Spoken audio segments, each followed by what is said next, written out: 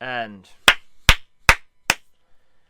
good morning, everybody, and welcome to Morning Coffees with James. I'm James, and this is my morning coffee show. This is my morning coffee. How do y'all do today? And I hope you're all doing swell, because today is Monday. Happy Easter. I didn't see you yesterday. I was taking the day off on the Lord's resurrection.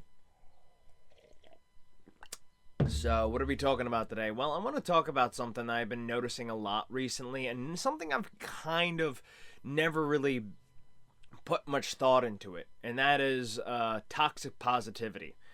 Now, for those who don't know what toxic positivity is, it's basically when you're kind of too hyper focused on positivity and always focusing on the positive and not focusing on any negative, and kind of rejecting all negativity whatsoever. Like, oh, you can't be thinking like that. That's the wrong thing to think like that. That's evil. That's not how you're supposed to be thinking. And I'll give you a better definition of it because I want to say it properly. So, in a sense, toxic. Can't spell toxic. Positivity. Okay, toxic positivity is the excessive. All right, so the proper definition of toxic positivity is basically toxic positivity is the excessive or forced focus on positive thinking that dismisses, suppresses, or invalidates negative emotion, often causing emotional harm. Meaning that, yes, you're basically not addressing any problems. You're not embracing the sadness, and you're not embracing the frustration. You're not embracing. You're basically just making people feel guilty for having negative emotions. You know what I mean? And I never knew anything about that. I think we've always seen that. I think we've all kind of gotten an idea what toxic positivity is. And honestly, I think it's kind of a funny thing because, yes, it's toxic. It is kind of toxic, and you see it everywhere. The hate has no home here. Only love lives here. We believe in these virtuous things, that science is real. No human is illegal. Love is love. All these things that are very positive, and we really can't embrace any negative emotions because it's just like, it makes you feel guilty for feeling sad. Like, I went through that too, but I won't get into the whole situation of it. It involved my brother's death, but it was this individual was trying to look for the positive, and I was like, no. There's nothing positive about this fucking situation. Excuse my language. But it's something we have to address nowadays, and I think most people don't want to address because it's something scary that we can't think. Oh, we can't think negative. We can't think, anything bad. We can't. And again, it invalidates people. It invalidates what your criticisms are, and I think that's always a problem. And you see that everywhere. Like I said before, you see it everywhere. You see it in even in entertainment. Oh, it's not my fault this thing sucked because I'm a poor writer, or I'm a poor director, or I'm a poor maker, and I'm just a propagandist and all this stuff, and I'm just pushing a message. It's your fault for being the hater, and, oh, well, we didn't make it for you, but if it fails, I'm going to blame you anyways. It's like, it's this kind of weird duality with it. And again, I'm not just going to talk about toxic positivity here for a moment, because there's also toxic negativity on the far end of that, where it's enforced negativity. It's enforced, and people do that too without really realizing it. Nothing's good's going to happen. All hope is lost. I mean, like, I bet you there is something called toxic negativity as well. And you've seen it too, where it's like there's no hope. You're not allowed to be too happy about shit. And here we go. It's the pessimistic mindset, chronic pessimism and bitterness that can harm mental health, relationships, and personal growth. And always focusing on the negative thing, oh, the West is lost, all is gone, there's no hope, there's no this, oh, the disaster, it's all bad, everything sucks, it's all AI, it's all slop this, it's all this, everything everything's bad, nothing will ever work, everything's just bad and terrible, oh, let it end. And it's just, that's also kind of toxic as well, and I think the problem we really have, though, here is, like, we have toxic imbalance because you need something and you need something from both angles here. Like, again, with toxic positivity, it's like you can't just be positive all the time, everything is fine, because eventually something bad is going to happen. Something negative is going to happen. Something terrible is going to come and just destroy everything. So it's like you need some toxic. You can't have toxic positivity in a working environment. Like, things are going to go bad, but things are going to get good too. You can't say everything is fine and then eventually something is not fine and it gets terrible. Eventually something is going to be absolutely destroyed. And I went through that too with my own kind of business too.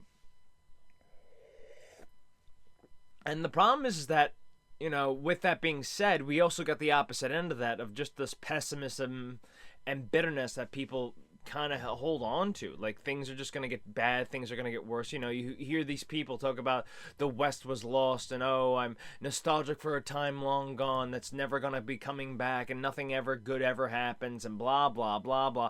It's always the same fucking thing. And it's like, and I feel like that's also toxic too. So I feel like it's not really just toxic positivity or toxic negativity. I think it's toxic imbalance. And we see it everywhere. We see it everywhere. Not just in like movies or television or entertainment whatsoever, because in that area you know what's going on. On one end, people are making things out of spite. Things are good and happy. Another, you see it in entertainment, If things are bad, people will point out when they're bad. When things are good, where things are good. I mean, like, people can't have just, like something and be critical of it. And people cannot like things and show some positives in some things. It's the same thing you see in art. You see in life, too. You can't be critical of one. You got to be either damned if you do, damned if you don't. Left or right. Right? And this is not political, just to remind you. This is also cultural and psychological. It's like, you can't think negative. It's like, bullshit. You're allowed to think negative. You're allowed to think things are going to be bad, because negativity, and this is something people need to realize, when you address things that are bad and seem hopeless and seem nothing is good, you have to, and I mean this too, address that. That's, okay, things are not good. Like, right now I'm living with my parents, and it's not a good, I'm not trying to find the positive in that. I've seen the positive. I'm now looking at the negative and realizing, you know what, I need to start getting shit in order. That's how you gotta do shit. You know what I mean? You gotta look at the negative and be like, and see what's going on. Eliminate that. When that song goes, you gotta accentuate the positive, eliminate the negative. It doesn't mean get rid of the negative and not think of any negative things. When you mean eliminate the negative, you gotta address it and be like, okay, things are bad, things are not good, things are not in the sense of being good or fair or honest right now. Things are in a terrible spot. So what do? You gotta, get rid of what's not good. But you got to latch on to the affirmative, he says next in that song. You got to accent, the Bing or Bob Crosby song, whatever version you choose. But he says, latch on to the affirmative and do not get caught with Mr. In Between. And that's what people are going to think. You got to latch on to what's affirmative. Okay, I'm living at, I'll use me as an example. Living at home. I had to latch on to the affirmative. I have to stop doing substances. I have to stop screwing around. I have to start looking for, a new line of work, or start my own business, which I'm thinking about doing. I have to, find those positives. I can't, it's not about looking at the positive and being toxic and ignoring the negative. I have to affirm what I have to do and be positive and going forward. You know what I mean? Having to know the job's going to get done. Yes, I know it's going to be hard. That's the negative, but that's not the thing that's going to be holding on. That's optimism. Constant pessimism and constant optimism are not going to work. You need one and the other. And again, like I said before, we are in a as a culture and as a people right now in a toxic imbalance. We're in a toxic imbalance now, and it's hurting us. It really is hurting us. We have to come out and be like, you know what? This side's not wrong, but my side's, this side is not wrong, but it's not fully right. My side's not fully right.